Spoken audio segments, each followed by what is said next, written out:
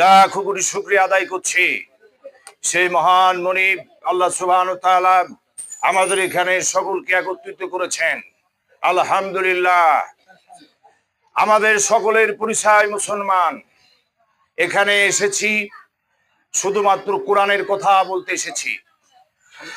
কোরআন হচ্ছে এমন একটা কিতাব, কোরআন হচ্ছে সারা পৃথিবীর মহাসমুদ্র যদি একত্রিত করা হয়, আল্লাহ রাব্বুল আমিনের কোরআনের বাণীর কথা বলার কোনোদিন শেষ হবে না। সুবহানাল্লাহ।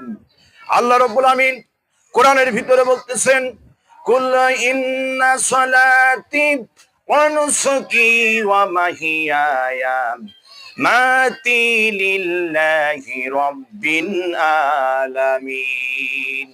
বলো বান্দা, তোমার নামাজ বলো, তোমার রোজা বলো, তোমার বেঁচে থাকা, নিশ্চয়ই মরে যাওয়া, সবকিছু হবে ওই মহান আল্লাহ রাব্বুল আলামিনের জন্য নিবেদিত। সুবহানাল্লাহ।